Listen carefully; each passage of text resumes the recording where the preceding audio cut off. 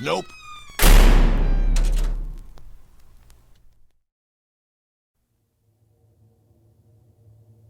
Before I begin, let me start by providing some backstory to the area.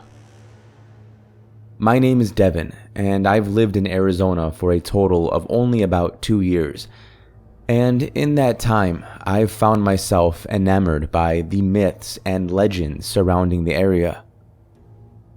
Arizona is no stranger to the mysterious, and I often found myself passing the nights away reading stories of Navajo skinwalkers, the Mugian monster, El Chupacabra, and even some accounts of La Llorona.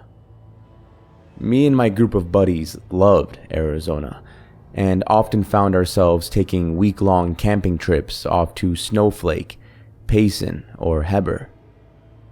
Throughout all those trips, we had never seen or experienced anything too out of the ordinary.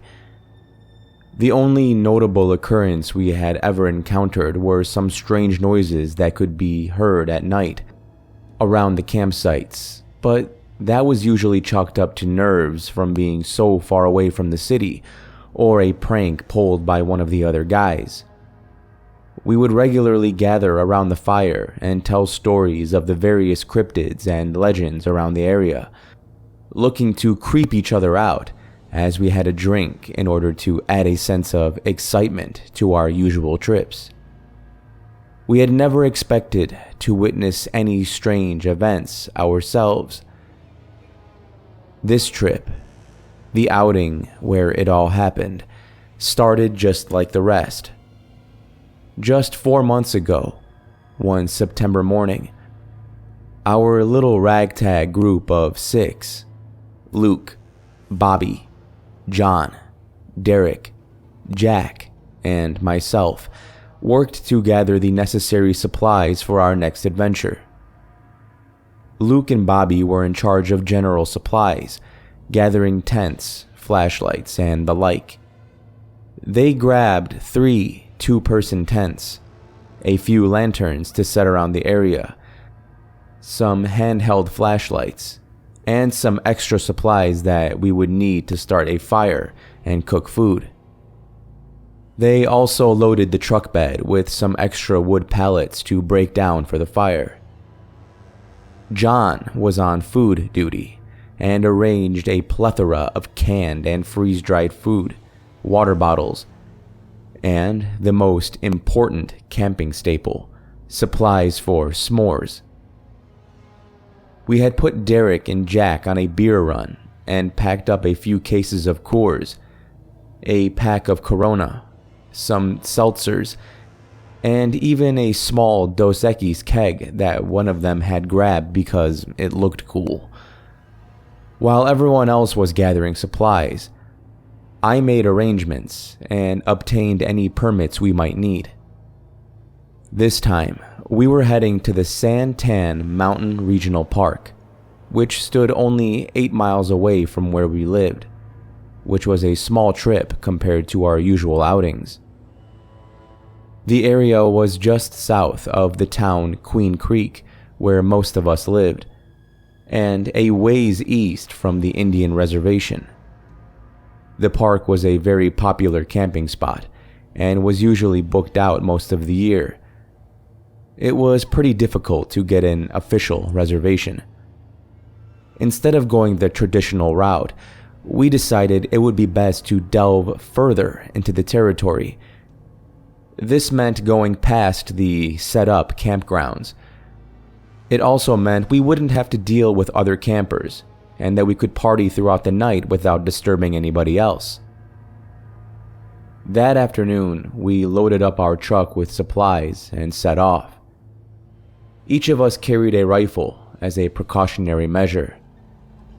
Though we didn't expect to use them, it had become a standard practice to be prepared for the worst, so the rifles often sat nearby in the truck or remained bagged up inside the tents.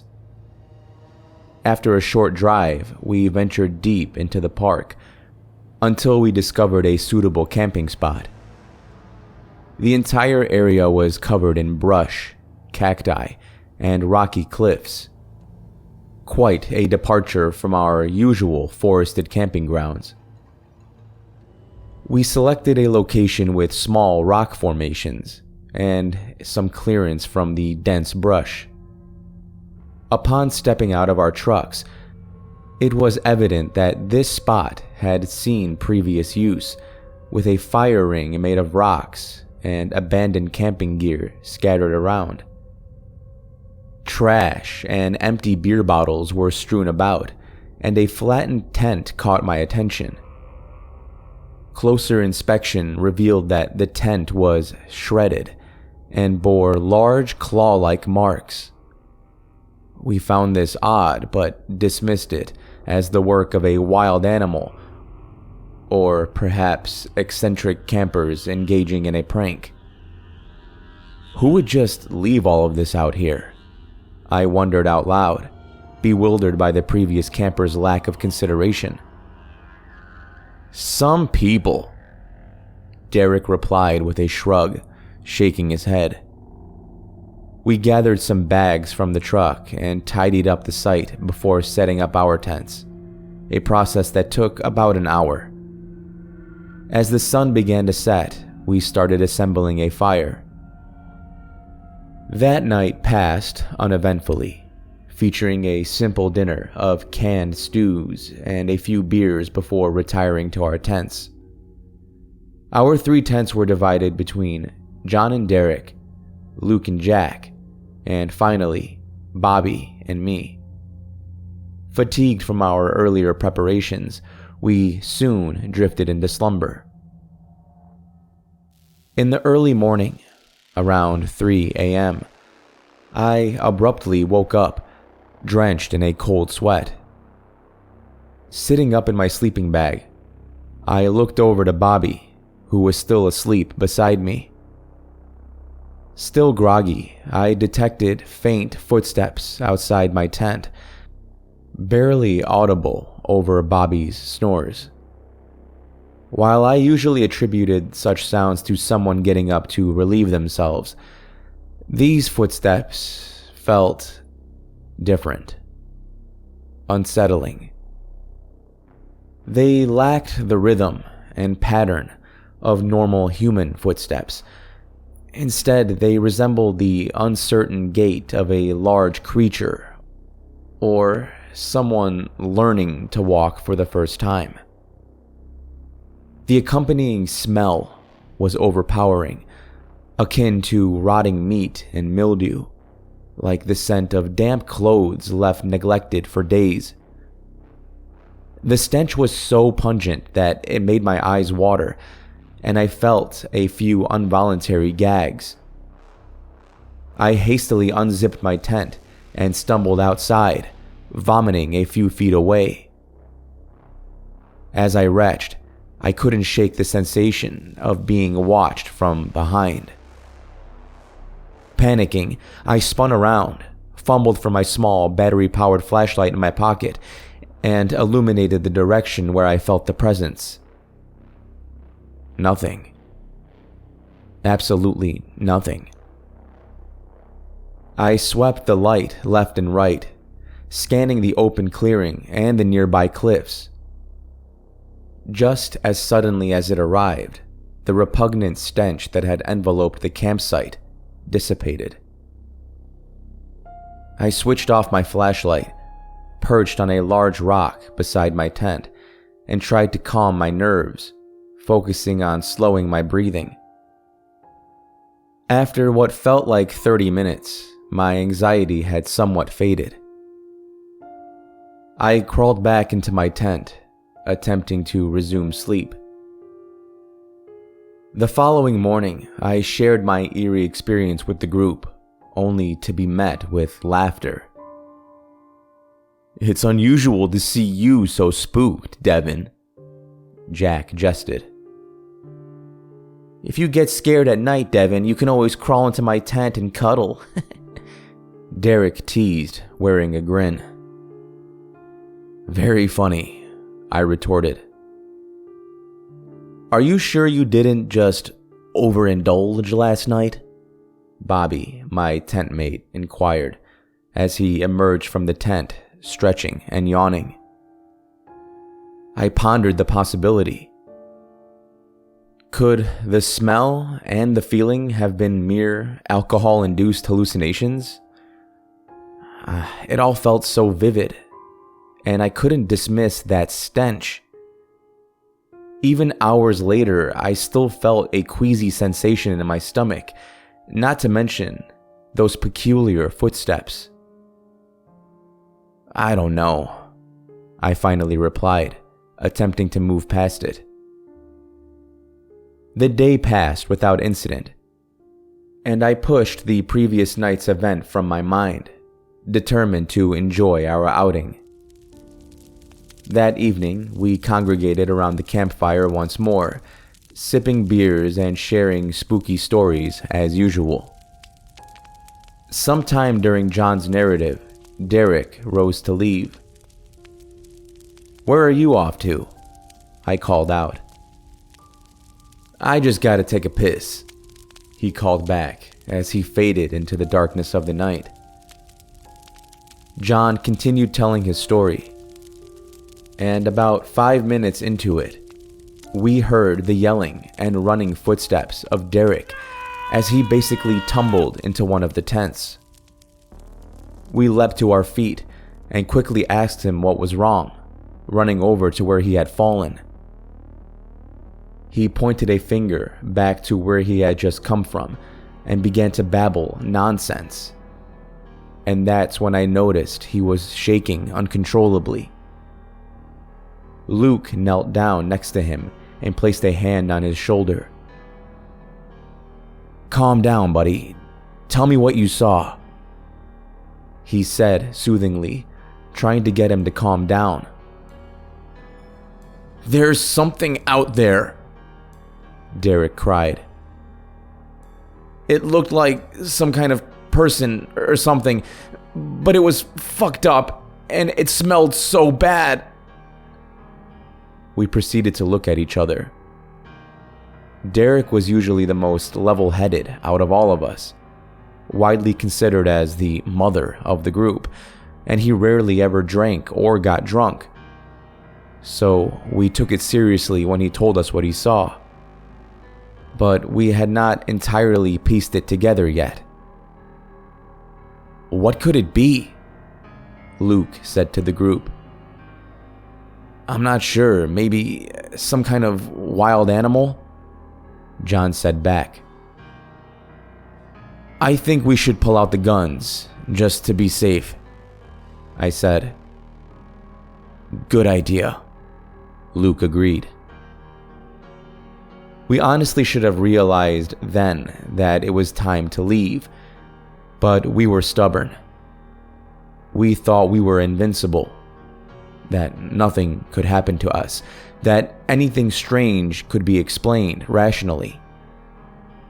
Sure, we like to tell stories of mysterious creatures and occurrences, but those were all just that, stories, right? We pulled out our hunting rifles and sat back around the fire once again, trying to stay calm in light of what just happened. That's when we started to hear the sounds. It sounded like screaming all around us. It sounded like it was coming from a single source, but it was coming from multiple directions and places. Like whatever was making the noise was traveling around us impossibly fast. John pointed out that it sounded like Derek's scream. I realized that he was right. It sounded exactly like how Derek had yelled earlier when he ran back to camp. Like his scream had been recorded and was being played over a speaker over and over again. It sounded artificial, like an animal was trying to mimic a human scream. That's when I noticed the smell. The ungodly stench had returned, and this time, everyone else could smell it. We were all standing up at this point, backs pointed towards the fire, aiming our rifles into the darkness, trying our best to cover our noses and block out that mind-numbing stench. Then, suddenly, the sounds just stopped, and the smell subsided. We had a hard time falling asleep that night. Yet, despite what we had just experienced, we weren't quite ready to leave yet. To this day, I'll never know why we didn't just leave. Later in the night, I was once again awoken suddenly, only to realize that the smell had returned. At this point, I was done. I was tired of being afraid of whatever was out here in the wilderness just outside my home. I grabbed my rifle that was sitting next to my sleeping bag, quietly unzipped the tent, and poked my head outside to see what was there. What I saw will haunt me for the rest of my life. Standing upright, just past the dying embers of the campfire, hunched over one of the tents, was an abomination of which I had no name for. It was tall, at least 7 feet tall, and was covered head to toe in sickly, pale skin that seemed to almost reflect in the moonlight. In different spots, its body seemed to be almost rotting, with different patches of flesh hanging loosely off its body and limbs. As I took a closer look at it, I noticed its gangly arms held down by its sides were different lengths. One arm was longer than the other, and not just slightly, but by a few inches. Its arms were skinny and bony, and seemed impossibly long. The joints turned in all the wrong areas. At the ends of its hands, it looked to be long, finger-like claws. I wasn't able to get a good look at its face yet, as it was turned away from me, standing over one of the tents across from me. I felt this rising sense of indescribable dread as I watched it. I thought of all the possibilities in my head, thinking back to the torn-up tent that we had noticed when we first arrived. I imagined that at any moment this creature could rip through the tent and my friends with its claws before they could even react. With a burst of adrenaline, I opened my tent the rest of the way, slowly, quietly stepped outside, and aimed my rifle at the head of this creature. Just before I was about to shoot this thing, I heard Bobby's fearful yell behind me. "What the fuck is that?" he yelled. The creature in front of me whipped its head around at an impossible speed. That's when I saw its face for the first time. It had deep, hollow sockets where its eyes were, and its eyes glowed a menacing yellow. Its mouth stood agape with a fear-inducing set of jagged, sharp teeth, and it let out a mind-numbing screech that sounded like a mix of a high-pitched screech and low growl. I tried to shoot it, but I either missed or the bullet did no damage as it pounced on top of me, knocking me down and digging its claws into the side of my torso. I screamed in pain, feeling the creature's claws digging into my flesh, looking into the eyes of this thing on top of me. Smelling its rancid breath almost caused me to pass out. At this point, everyone else had woken up, and the other 5 men jumped out of their tents in a flurry, aiming their rifles at this thing, and unloaded into it, trying their best not to hit me in the process. The barrage of gunfire must have at least injured it, because it recoiled in some kind of pain and got off of me, releasing me from its clawed death grip, and stumbled a few yards away. In that moment, Derek and Luke grabbed me, as John, Jack, and Bobby reloaded and continued to fire in the direction it stumbled off into. I winced with pain as Derek and Luke lifted me up. That dreadful screech filled our ears once again as we booked it to the trucks. We piled in quickly, leaving behind all of our tents and supplies, and began to speed away. This thing must have been chasing us, because that scream seemed to follow us. How is it this fast?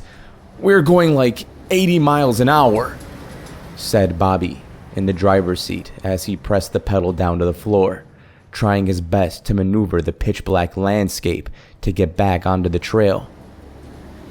I don't know. Derek was stammering as he began to put pressure on the deep wounds on my side, and I groaned in pain in response. The road was bumpy, and it felt like we were being pushed and pulled in different directions as we drove. The sound of the creature's shrieks and creaking metal filled our ears. Eventually, we couldn't hear the sounds of the creature anymore, but we never once slowed down, speeding past the checkpoint to enter the park and speeding through the lit town streets. I must have passed out along the way, because the next thing I remember is waking up 2 days later in a hospital bed. Apparently, after I was deemed stable, my friends went to the police and the park rangers, telling them what we had experienced. They left out some of the more unbelievable details, but recounted details of the creature, the sound it made, and the smell. The authorities seemed skeptical at first, but were more inclined to believe that something was out there after seeing the state I was in and seeing the damage done to our trucks. What I had not yet seen or noticed was that the trucks were covered in large, deep claw marks on the side, and the back bumper was completely torn off. That's when I truly realized that we had all just barely escaped with our lives. What was that thing? How could it be fast enough to chase a high-speed truck? How could it have enough strength to rip through a metal frame like it was made out of paper? Why didn't bullets seem to hurt it? I was filled with so many questions that I did not particularly want the answers to. When I was finally released from the hospital and reunited with my friends, we never spoke about the events that happened on that trip. I don't even know why I'm typing this out. Maybe just to get it off my chest so I can finally move on. But I must warn everyone listening to this. Be careful when camping deep in the Santan Mountains.